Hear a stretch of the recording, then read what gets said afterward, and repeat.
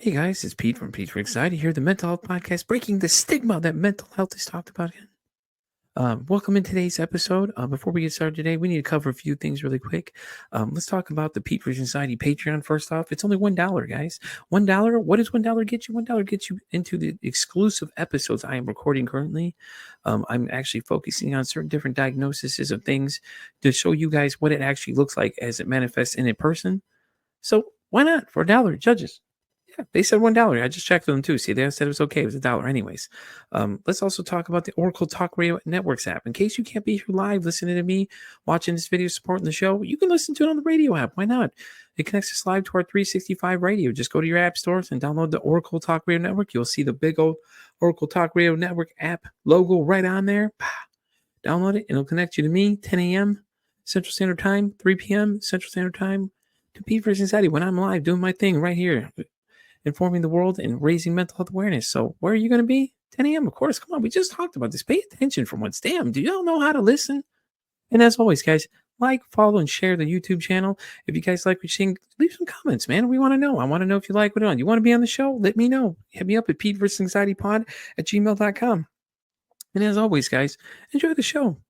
And by the way, did I mention to like, share, and subscribe to the YouTube channel as well? Yeah, okay. I just want to make sure because some of y'all are hard of hearing in the back, may have to yell loud or get a megaphone or something. But, anyways, let's get today's show started. Y'all have a great one. Enjoy. Hello, and welcome into another exciting episode of Pete versus Anxiety, the mental health podcast breaking the stigma that mental health is talked about enough. My guest today is an expert in anxiety, depression, trauma, self-worth, and relationships. She also did author of Chaos to Calm, a 6-step strategy to break through your anxiety, and also the book Jungle: Avoiding Snakes and Pitfalls on the Way to Healthy Love, the one, the only. Tami, I'm sorry if I butchered that. Is it Kiekhaefer. Kiekhaefer. There you go. I was like, I'm at a road. Here we go. Anyways, thank you so much for coming. Thanks for having me. This is great to be on with you. So, Tami, do you want to tell everybody a little bit more about yourself? I know we just went through some of your accomplishments. Let them know a little more things that they don't know. Yeah. Let's see. So I've been a psychotherapist, counselor in private practice for almost 25 years, working with anxiety, depression, life transitions, marriage, domestic violence, grief, trauma. I've been in it for so long that I'm pretty confident to help people working with whatever they've got going on and get you back on track. That's awesome, though. But guys, I brought in the expert of anxiety to the one and only Pete versus Anxiety. So let me ask you a question. So the two books, how did you start thinking about even writing a book? I know when people talk about writing books, it's something that causes them to inspire them. Like, hey, man, I should write a book about this. Yeah. So my first one is Preparing for the Jungle: Avoiding Snakes and Pitfalls on the Path to Healthy Love. And that came about. Oh, thank you. It came about because I, as a counselor, doing couples counseling, I was going through a divorce, and it was like, oh, this is like kind of crazy. Do what I say, not as I do type thing. But after I got divorced, I just thought I've got to figure my stuff out and figure out what I'm doing instead of, what somebody else is doing. So I just really started picking things apart for my own life. And it starts out with, how you grew up, your family roles that you have growing up, going into attachment style. And based on what kind of attachment you have is kind of typical on who you're attracted to later in life, how you learn how to communicate, how you learn how to resolve conflict, personality styles. So I just, was looking at that and really figuring out what do I need to change and take ownership for myself so that I could change who, where I was going in my future. And now I'm remarried. We've been together for over a decade and probably the healthiest relationship I've been in. So just real fortunate to be able to reflect on that. And I thought, I talked to my clients about all this. I'm using it. I need to just write a book and try to get the information out so people stop getting into one bad relationship after another and take control. And then the anxiety piece, like, I don't know anyone who doesn't have anxiety. So, I really try to help my clients focus on what you can control versus what you can't control. And I think we get caught up in what are all the situations around us, and we attach onto these situations and then have a response to it from our nervous system. but your ability to control your anxiety has so much more to do with managing the symptoms versus trying to manage all these things that are going on around you. So they're both workbooks, and I want you to get active in your role that you play in your own life. I love that though. You're making people take control of it, and you're giving them the tools to do. Because I love that because I have an anxiety journal I use for in case my anxiety really gets bad. It kind of works like it works you through it, and you start at what the thought you're currently having is, and then you'll end up on realizing that it's just a silly thought. Usually, what it is that something you've Yeah. reinvented. And I know with anxiety for me, a lot of times my brain starts kicking a hyperdrive and starts going like really fast and things like that and Yeah. stuff like that. And then, I've had a couple anxiety attacks before. They're really bad to me. They're just Oh, like same. horrible. They're the worst. Yeah. I can't remember what the statistic is, but it was something like 80 something % of people who end up in the ER thinking that they're having a heart attack. They're actually having a panic attack. I mean, it was something incredibly high, 80%, 85%, because they're scary as hell. Right. Exactly. So, I mean, I get that too, because it's just like, you feel like everything's closing in, you can't breathe. And I just best describe it like the movie Get Out, like a guy's in the chair and like the whole thing, it's all darkness around you. You see reality, and it's like you see what's going on, but you can't touch it. And when people ask me what's going on when I've had them when I was at work before, and people are like, "Are you good?" I'm like, "Yeah, I'm good," because I don't want to tell people because they don't know how to react a lot of times. A lot of people start getting overwhelmed and start thinking panicking is the way to go. I'm like, oh God, what can I do? Oh, It's no. contagious, isn't it? Yeah, exactly. And it's Yeah. like I don't need you to keep building to my anxiety when I'm already having a problem right now, Yeah. Yeah. But it just goes to show, like, you could be losing it inside, but being able to maintain just some kind of composure on the outside. No one even knows what's going on with you, and that's the whole thing with mental health. It's like this invisible thing that goes on. And it is, and a lot of times people don't know what to look at. And the great thing with the show is that I'm trying to get people to understand that these different things that people deal with. I had somebody with BBD on the other day, man. That was such a fascinating thing because I've had several guests on so far with it, and Mm-hmm. it's different in each one of them. And that's the whole point. It is that guys, it shows up in different ways, and that's why I tell everybody, I'm like, it shows up in different ways, and it's great when you have people that are willing to come on and talk about what their things are, and that way people could see like, hey, this is what they deal with. That doesn't mean that you're going to deal with, but give you an idea what someone that deals with on a daily basis, like what this would look like, because we could read books all day. Books are Mm-hmm. great, but when you have to see somebody actually start exhibiting the idea of the things, not everything shows up for them that's always listed in the book, and stuff like that too. Absolutely. I think you're right. It's that validation, because if you're not talking to people, or you're not reading books, or you're not listening to podcasts, then you think you're going crazy. Like, what is wrong with me? And you're not alone. That's the deal, is that you're Yeah. not alone. So yeah, just getting some support and recognizing, like, oh, you deal with that too. You've had chest pain, you've had this electricity going through your body. Oh Mm-hmm. my God. Yeah, just all the symptoms, that because it's different for everyone, like you said. Mm-hmm. Yeah, Mm-hmm. since I have you here, you're an anxiety expert. Do you want to give just give people some tips on things they could do in case they start running into problems with anxiety, or things they should start noticing if, say if they think they may have anxiety, maybe give them a little more clue that, hey, maybe this is the time to go get some help if it's really getting bad. Sure. Yeah.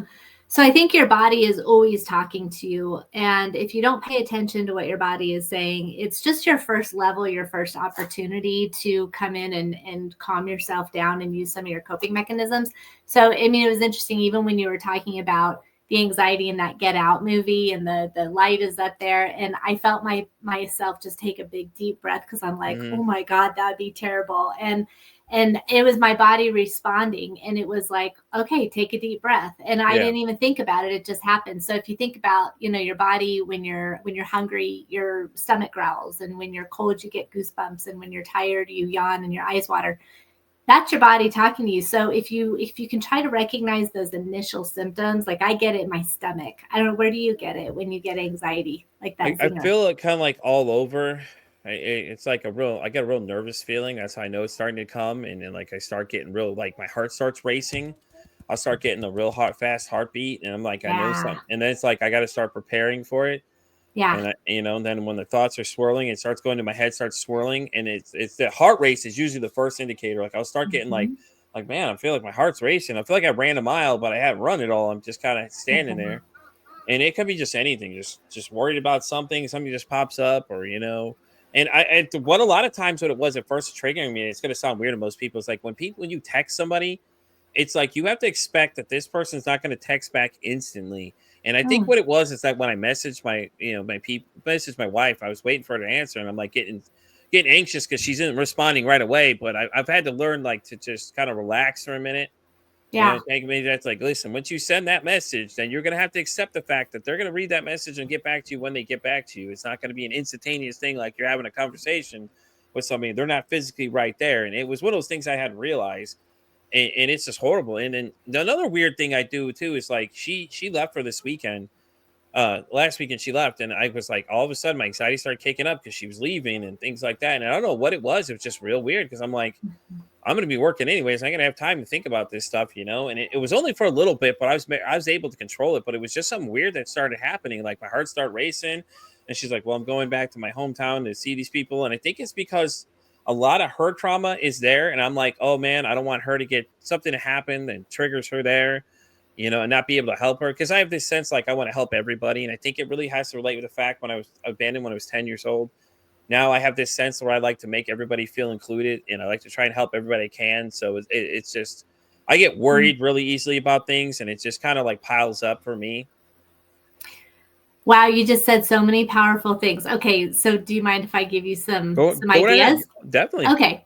So what you just went through, there's a couple of different things that you just did. So first you talked about your heart rate going up and just that feeling that was going on inside of you, that I forgot what you called it, like an electric, just nervousness. You called it nervousness. Okay, so that's your body talking. And then the second part is that you have a thought. So you have a body reaction and then you have a thought. And your thought went to, oh my God, she's leaving. She's going back home. She had trauma. I hope she's okay. Yeah. And then you have a behavior. So the behavior might have been texting and then texting again and then texting again. So then you start mad texting. So it's a body behavior, a thought, and then a reaction. And at each level, you have an opportunity to calm yourself down. So this breathing thing is really interesting. I love this one. But if you find your pulse, like whether it's on your wrist or your neck or whatever, I like my pulse because you're going to do some breathing. If you inhale, your pulse speeds up. And when you exhale, your pulse slows down. And so the goal is to slow your heart rate down. So you want your exhale to be longer than your inhale. So if you inhale for a count of 3, and then you exhale for a count of 5, and then you do it again. If you do it 3 times, likely you're going to yawn because your body is like, it resets.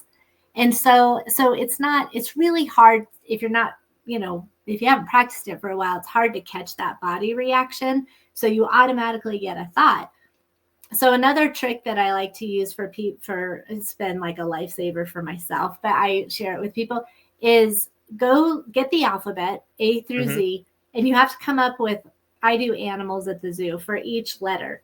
So when you do that, what you're doing is you're activating your left brain and it's making your right brain calm down. Oh, okay. And you can't, and so think about like when you have a lot of anxiety, like you said earlier, when you have a lot of anxiety, your right brain is super active and and which makes your left brain go to sleep. Well, your left brain is all your logic. It's your analytical, your logic, your fact-based stuff. And that's why there's no fact base in anxiety. It doesn't exist. It's all fantasy. And they're just like, it's the monkey mind that just goes crazy. So you have to activate your left brain in order for your right brain to reset. And the animals at the zoo, like A through G is kind of easy. But if you start going through, you're like, G, what comes after G? Okay, what's an animal? Okay, what comes after H? All of a sudden, you will feel an immediate shift in your body. It's like magic. Yeah. So I think if you don't catch the body thing and you can't get the breathing under control, skip to the alphabet. You can do colors of the rainbow and come up with foods in each color. And I do it with my kids when they had anxiety, and it's such a mind shift. And so your anxiety will be like, boop, it'll be right back, but it's at a lesser degree and you have way more control over it to calm down your thinking so that you can get back into that left brain activity. Yeah, it sounds good. I'm definitely gonna have to try that for sure. You know, and it's Yeah. great. It's great when I get people like yourself on here because I get all these great tips of things to try, and I go and try them after I get off. I'm like, okay, let me try them. When I get in that situation, I remember what Tami told me to do. You know, and I relate to it all the time, and then I'll Mhm. relay it to other people too. Like, hey, listen, I met this great person named Tami, and I always highlight people I talk to about different stuff, and I'm always mentioning it to people all the time. So it's great because I can share the knowledge I gained from you guys, my other guests and stuff like Yeah. that, and share it out. It's great to help other people because at the same time I get that satisfaction because like I'm helping other people feel better too, and at the same time I'm feeling like I'm winning at the same time as well. So Absolutely. I mean, it's just again, like, especially in our climate today that we're in, like anxiety is just kind of rampant and it is so contagious. And so I think, having like building up the confidence, having good boundaries, and there's all kinds of boundaries, physical, but emotional, mental, spiritual, time, monetary, political. You got to have, work on the boundaries. And yeah, thank you. I appreciate you sharing everything that you gain from all your listeners, because it's just, you can never have enough tools and tips. And I talk about this stuff all day long, and I'll have panic attacks and like, oh my God, Tami, you talk about this all day long. I mean, sometimes I have to actually, that's a great yeah. thing though, is that you're coming from experience. You're telling people, listen, I do the same thing. So now it makes it even better for a lot of people. It's like, well, hey, Tami has deals with some of the things maybe I deal with too. You know what I mean? And I think that's really great to relate with people though, is that the realism Mm, is that you deal with them yourself too. So not only them, you're yeah. dealing with it, and they're like, "Hey, Tammy really understands." And I bet you that's the way you can connect with people really easily too. Is that they're like, Mm, "Hey, at least I know Tammy's having some of these problems, and she's speaking from experience too." Which leads into my next question though. It's like self yeah. worth. I don't think people talk about it. I think that's one of the things that jumped out when I was looking at when I was booking you. Is like I saw self worth. I'm like, damn, that's a great topic. Not a lot of people talk about Mm. self worth. Do you want to touch on that a little bit for me? Yeah, I think it starts, self-worth is kind of your launching point. So Mm-hmm. if you don't have self-worth, you're going to end up compromising what's important to you, and that's how you end up getting into bad relationships, or that's where you sort of lose yourself in relationships if you're not, honoring yourself. But you have to know yourself so you can Yeah. honor yourself. So it's sort of that process of where's your starting place. But I also see a direct correlation with self worth and confidence and anxiety. So it's like a teeter totter. When your confidence is high, your anxiety is low. But when Yeah. your anxiety is high, your confidence tanks and you start second guessing yourself and you're not trusting your environment. And so, yeah, I mean, fear drives anxiety. So yeah, I definitely, that's a huge focal point that I help people with, is building that confidence, respecting yourself, honoring yourself, getting selfish. It's not, there's Mm-hmm. two kinds of selfish. There's the one selfish where you're bowling over other people to get your needs met and causing harm. Not that one. That's just going to make you even more self-conscious. But the other one is being selfish, having your boundaries, being able to say yes, being able to say no. Mm-hmm. There's nothing wrong with that. So, yeah, giving yourself credit where credit is due. Yeah, and I love it too. And I love that you touch on the words relationship because in Tammy's profile that I read, toxic relationship versus healthy relationship, I think is a great topic to discuss Mhm. because I think a lot of people like to joke about, oh, I'm in a toxic relationship. And they think it's funny, but there's really a lot of negative effects. Am I not correct on that one? Yeah, it's so damaging, and it takes two. I've never worked with a Exactly. couple where there's one person that is at all of they cause all the problems. It takes two people to make this dance happen. And Exactly. sometimes the dance looks good because it's that comfy unhealthy comfort, and then like you're all stepping on each other's toes, and your Yeah. dress is just torn apart, but you just keep doing it because it's comfy, and that's where it gets toxic, because you're also participating in it.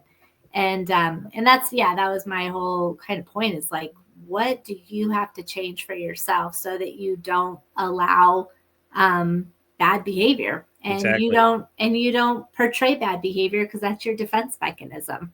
So Yeah, and that's great you say that because I think a lot of times it's always one side that blames the other, but they never want to take responsibility. And mhm. I could say I was one of those people for a while. I didn't want to accept that what my part of the role in the conversation was between me and my ex. Like we had a real nasty breakup type thing. And I always blamed her, but I never took responsibility for the things that I added to the conversation or the relationship that were not healthy either. I'd yell a lot, scream a lot. And these are the things I saw my dad do all the time. So I don't know, maybe if that's from when I was a kid, I didn't think that's like how it should go when I get upset to start yelling like he did. And I've learned that that's not the route to go. Like you gotta use better judgment when you're getting into disagreements with other people, and especially your spouses too, because it's like if you stop and think about what you're gonna say next, you tend to not jump the gun and just start feeling the fire more. So if they're getting more upset, like stop and listen to what they're saying. Personally, in my opinion, and maybe you could back me up on this one, but it's like listen to what they're saying, understand that they're upset about something, and identify what they're upset about. Now, instead of just reactively just jumping into a conversation and fueling the fire more by getting louder, because then it just becomes who's getting louder than the other person. You both start getting upset. You all start saying nasty things to each other. And then sometimes you say something that you can't retract back. Right. And then that conversation was over before it even began. And exactly. Yeah, it's communication. I've always said it's like 98% of a relationship. And that's just my own 90%, whatever that looks like. But conflict resolution, I can always tell if a couple is going to make it or not based on how they resolve conflict. Because there's no perfect relationship, and conflict is going to happen all the time. You and I have probably already had 15 types of conflict this morning. And so it's how do you manage it and how do you work together? And at the end of the day, I think we just want to be heard, and when you don't feel like the other person is hearing you, it's like, well, I'm going to repeat myself and I'm going to get louder, and I'm going to repeat myself. I'm going to get louder. And that's where the escalation happens and the defenses and the walls build up, and it definitely makes for an unhealthy relationship. And I've been unhealthy in my relationships too. It's all a learning process. And that's the goal, is to recognize, like you talked about, your childhood, and it sounds like you had a rough go at it, but you were able to shift those behaviors. You were able to recognize it and say, wait a second, I don't want to keep repeating that. But it took you to have realization. It took you to say, what else can I do? How else can I learn to be in a relationship? And so then you made those changes. And although it's really hard, it takes a lot of courage and it takes a lot of dedication to change what you were used to growing up. I like to touch back on the point where you said, people don't feel like you're being heard. I felt like I could relate to that 100%, because a lot of times that's what I felt like when in my past relationship with my ex, that I didn't feel like I was being heard. I'd say something and she wouldn't hear me, or she just choose not to hear me, and now I apply it to now with my current wife and I tend to repeat myself sometimes. And I think that's what it is. Really, it comes back to that. I feel like if she doesn't respond, I don't think she heard me. And then she gets a little annoyed and goes, well, I heard you the first time. You have to keep repeating it. And I think it's that self-assurance is what I'm looking for. It's like, I just want to make sure she heard me, or, I feel like I have to say something fast enough or respond fast enough. But now I've been thinking about what I'm going to say next. Or if I do something and I know I mess up, I stop and I start like kind of go into my mind a little bit, start thinking about it, replay it in my head, and think about exactly how I could have gone in about it better, and try and teach myself as I go and get into these situations, and it's just crazy because when you said that, I'm like, yeah, I always felt like that. I had to be the louder person to be heard all the time, or because I was a middle child of all my family members. I have like 5 brothers and sisters. I actually have like 7 if you include all my extended family members and stuff like that all together. And I've always felt like I had to be the loudest person to be heard because no one heard me, but they always heard the baby. They always heard my brother who was older than me, but I was right slap dab in the middle. I felt like I wasn't heard enough. And I felt like I had to always be louder. I had to shout at people and shout things and, get mad for somebody to notice that I was saying something, and it wasn't the right behavior to take, obviously, but, I thought it was at the time. And it took a little bit of, getting in these cause and effect situations where I get in, things happen for me to start realizing like, yeah, maybe this isn't the route to go because it's not working out too well for me. It's, it's survival though. You think of when you were little and it's like, I want to get my need met and I can't get my need met. No one's hearing me. What am I going to do? I'm going to act out. I'm going to yell. I'm going to do something to get some attention, whether it's good attention or bad attention. So it's really kind of basic. I think that we complicate things so much. I do too. I want to try to help people bring it back to the basics. You know, what is your need? I want to be loved. I want to be appreciated. I want to feel respected. I want to communicate. I want to connect. And it really comes down to that. And when those basic needs are getting compromised, I think all that ego, defense mechanism stuff, protection comes in, and it's like, you're wrong, and what's wrong with you? And I'm angry, and my claws are out. That's protection. Or it's retreat, where you go, I'm backing up. I don't want anything to do with it. I'm going to go isolate. It's kind of like one or another. But at the end of the day, I think, you know, you touched on abandonment. I think that fear of rejection and fear of abandonment drive every single negative behavior. Stand by that. Fear of rejection, fear of abandonment drive every single negative behavior. I love that you say that, because that's exactly the thought that happens when I get into an argument with people and I feel like it's going that direction. I have this really bad habit of telling people to leave, because I'm like, if you're going to leave, you might as well leave right now, instead of me waiting for you to do it to me. Just like, you know, like when my mom abandoned me, it was like, you know, all of a sudden it happened. I think that's why I go into that defense mechanism. It's like I go really defensive, and I'll go, oh no, listen, if you're gonna go, you might as well just go right now, because I don't think I can handle it. And either way, it's still gonna hurt either way. But it's like I have that tendency and really bad habit of doing that to people. Do you have any advice on how to, for anybody else that does that kind of thing, maybe to help us out with that? I don't know if you can see that. I call it the cone of fear. And I see it. This cone, and the fear of rejection, fear of abandonment is at the bottom, but that's in the Preparing for the Jungle book. Oh yeah, definitely check that out. It's so huge. It's fear will run your life, and the two things behind anxiety are not knowing, like having a bunch of unknowns and having fear over the unknowns, and then your cognitive process with the what ifs and the worst case scenario. Yep, exactly. That's all fear based. So it is, and go back to your survival. I mean, holy cow, abandonment from your mom. Like, your mom is your first relationship that you ever have. Yeah. And how that will really set the course for your life, for your trust in yourself, your trust in other people, your trust in your environment, you know? And so, yeah, it's so crucial to, you know, it's unfortunate that people go through some awful things in their childhood, but it just doesn't mean that the rest of your life has to be awful.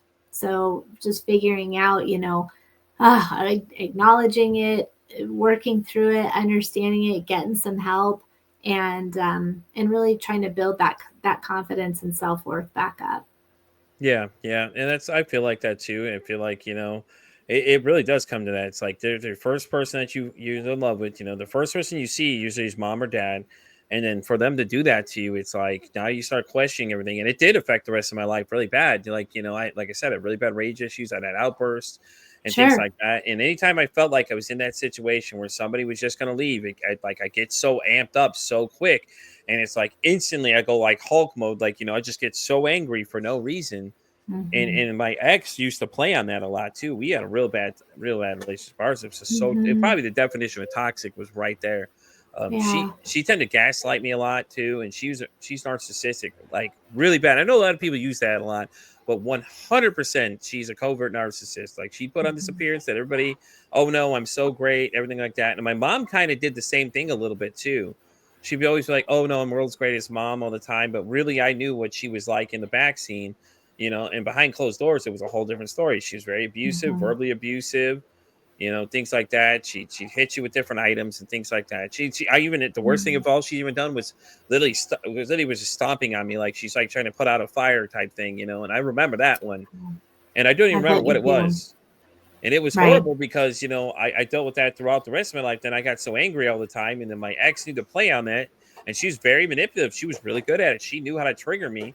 And then she could go, oh, look, he's crazy. Look what he's doing. See what he's doing. That's why I left him, because he did these things and that things. And then I would throw back with, oh, well, no, it's because of these things and that thing. Instead of accepting the fact that, you know, hey, yeah, I did have these rage problems, but at the same time, it wasn't just me. She was kind of adding to the fire too. And, you know, instead of taking my own responsibility and you know, for what I did, and now I do, and now I realize I'm wrong and things like that. And I apologized to her. And I've told her that. I sent her a weird message one time. I said, listen, I got to apologize to you. This is going to sound weird, but I didn't accept the fault in our relationship. And this is ever since going to therapy and realizing, my own faults are that I need to accept when I do things. Because that was a real bad habit too I have, is I don't want to ever accept that I'm wrong with something. But, at the end of the day, it's okay to be wrong. It really is. I'm talking from my own experience when I say that. Then it's okay to be wrong. It's okay to admit that you do something wrong. We all, like you said, it's a two-way dance. There's two people in the dance, man. It might not always be your ex. What did you do to make the relationship any worse too?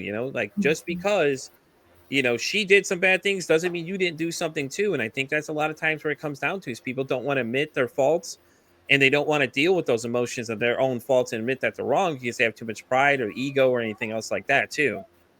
And people can get kind of fired up when I talk about that, where it takes two, especially if you're in a situation and someone is like super physically abusive and threatening to take your kids or do something if you leave or whatever. And yes, I am not saying it's easy to leave a relationship. Oh, it's not. God, no, it's not. I can speak from experience. The same here, but you're staying. And so by your staying, you're also allowing this behavior to continue. And I know people are going to get real pissed about that one, but I got to tell you, it's not where you just pack up your bags and get in your car and go, but it starts little. It starts with starting to talk to somebody, trying to break out of an isolation that you may have created for yourself. Yeah. It starts by reading some books. It starts by just getting some support wherever you can.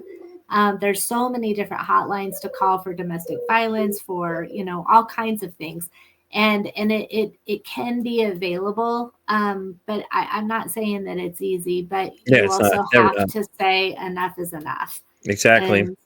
And there's a saying that I really like. It's, when the pain of hanging on is worse than the fear of letting go, you let go. Yeah. I like to say, don't stay together for the kids, like that Blink-182 song, stay together for the kids type thing. Yeah. It's like, that's what a lot of people do, though, is they stay together for the kids when kids are involved and things like that. But, it's not healthy for those children to see you guys argue all the time as we're learning, and things like that too.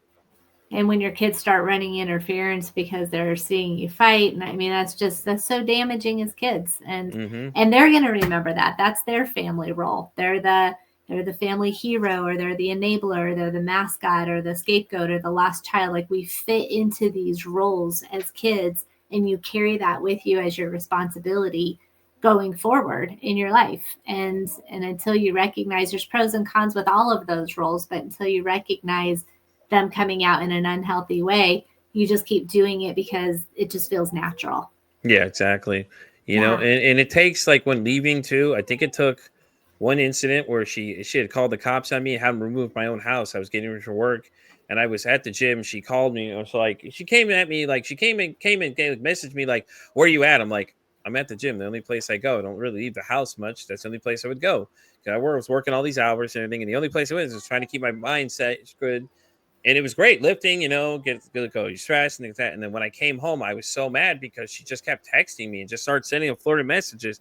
And then I was sitting inside and she had gone somewhere and she's like, well, I'm going to the store. And so she said, I'll be back or whatever. And then all of a sudden, cops are knocking at my door and asking me to leave my house because she's scared, because I'm so upset. And I was like, okay, that was the final thing that said to me, like, okay, I'm done. That's it. This is ridiculous. This is not going anywhere. And it's like you said, that one moment that you have to just say, I'm done. That's it. And it's hard for people to get away. And because a lot of people feel like they're trapped and they don't have where else to go. And it's like, trust me, I lost everything. I was living in a hotel, walking to work every day, and things like that. And I went to the full extreme, like, and luckily I had a great boss I worked for at the time where I was at. She was really understanding. And mind you, this girl is only like 22 and I'm like 30 something when this happened. And she is so understanding. You'd be amazed. The kid for 22 understands completely what's going on. Was very understanding. Didn't really give me slack or anything. But I came to work every single day. I was supposed to be there. I was there always. I didn't miss days. You know what I mean? I didn't let it affect me. And and then my ex would always drop the kids off where I was working. So my boss was always, trying to shower them with gifts and stuff. Just want to make them feel like they were welcome. Even though I understand that that's not normal for a lot of people for them to be there.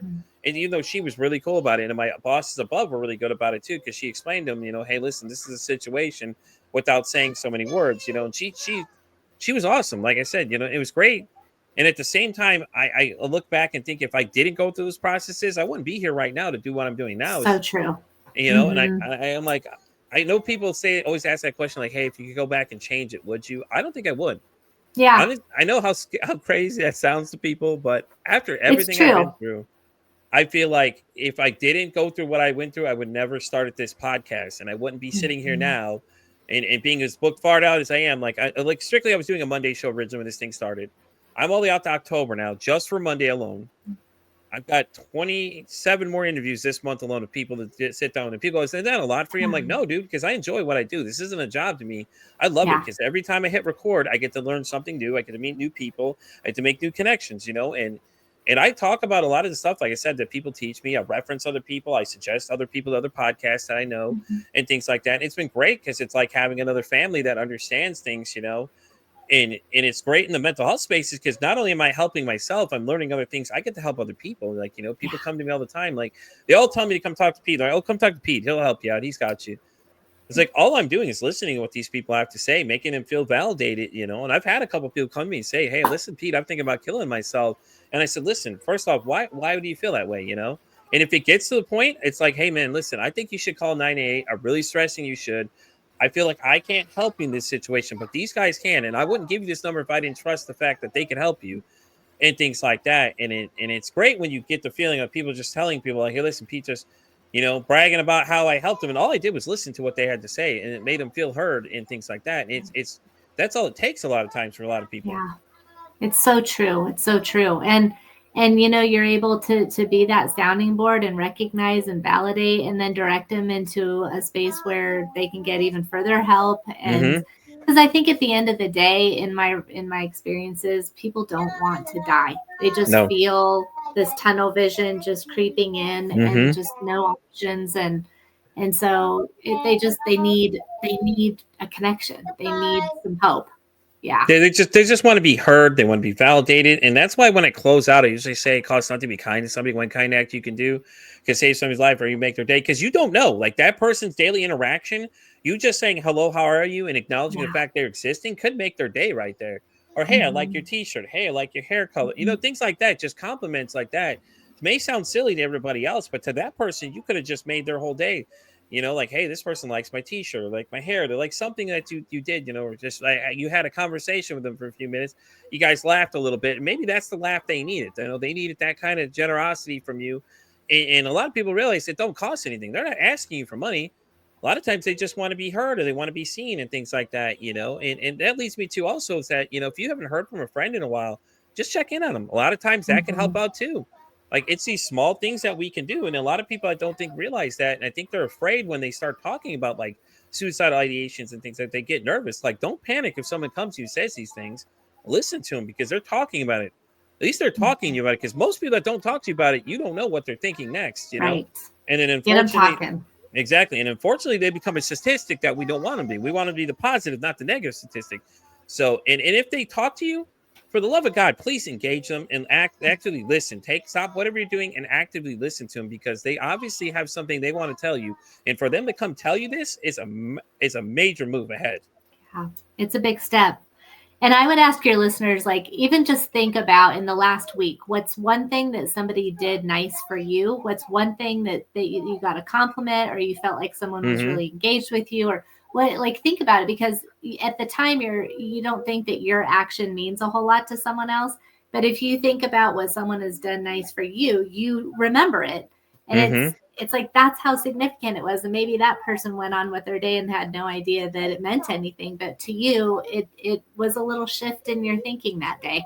Right, exactly. You know, and that's as I'm saying, like just being positive, people, it means a lot. I don't understand why people feel like they have to be negative. I mean, you may not like somebody, that's cool, but you know, be respectful to other people too is the other thing. It's just like you don't know what people are going through every day, and a lot of people won't talk to you about it. And you know, me, I've just had the uncanny ability. I can usually tell when something's wrong. I just have that sense. I can tell, and I'll ask them like, but I don't force it. I ask them like, "Hey, listen, are you good?" And then a lot of times they'll start talking to me about it.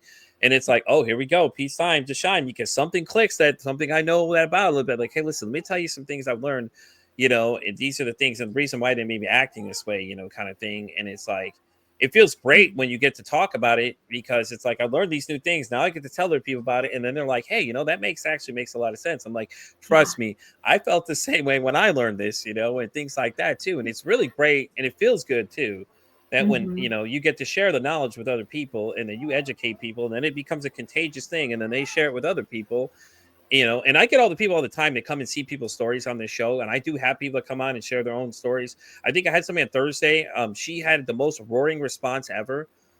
She had been through a lot though. The episode went up and down. Like, I'm talking roller coaster all the way up and down through this thing. And she had such a uproar of a response and comments of people just saying, oh my God, I'm so happy you're saying these things and things like that. And then she got offered to go do a spot on a UK show to talk about her experience. So things like that. Wow. So good for her. That's so cool. Yeah. Well, guys, we're going to start wrapping up here, actually, because Miss Tammy's got to be somewhere. So, Tammy, you want to go and plug some of your socials for everybody so they know where to find you? And, guys, I will definitely be listing them in the YouTube page on there in case you're listening on the Spotify side or whatever. I will have all the links and everything for you. But, Tammy, go ahead and lay them on them for them. Let them know where they can find you. That's probably the best place is my website. It's healthyhealing.net. I've got a bunch of blogs and things and resources on there. On Instagram and TikTok, I'm at asktamiloveandanxiety. I know. I love it when people say TikTok, because a lot of people are scared of it. But I'm like, dude, you don't understand. There's so many people on TikTok that are so like-minded about mental health. It's crazy. Once I started following certain videos, the algorithm just starts feeding me all these new people to come talk to. I've met so many different people. It's not even funny. And a lot of them have been on the show too. And it's just like, you just start snowballing and meeting other people that are like-minded with you. I hope they don't take that down. I also have a free Facebook group. It's called From Chaos to Calm, and it's for anxiety. There we go. And I've started doing daily meditations. They'll launch at 8:00 in the morning, and then you could do it in the morning or at lunchtime or at nighttime or whatever. But just like real quick, 5-minute, just a reset. And that I go live every Tuesday, and then I have tools and techniques and whatever, but that's on Facebook. From Chaos to Calm is the name of that. Definitely gonna have to check it out. I will definitely put the link in the bio down here, guys, for you too, and everything like that. Guys, go check out Tammy's books too, because they sound like they're really good. The Jungle one is the one I want to check out for sure. That's the Jungle one. Yeah, but isn't that the one that has the cone of fear in there too? I really want to check that out. I'm probably gonna check out both of them, honestly. To be honest with you, I love checking out new materials and stuff. Awesome. Yeah, and they're both workbooks. So it gives you got to take action. You got to apply what you're learning. You can't just read it and stick it back. I agree. You got to be proactive. You can't be inactive. Come on now, guys. And guys, we're going to wrap up this episode of Pete vs. Anxiety. Guys, once again, Tammy, thank you so much for coming. This is great. I enjoyed having you.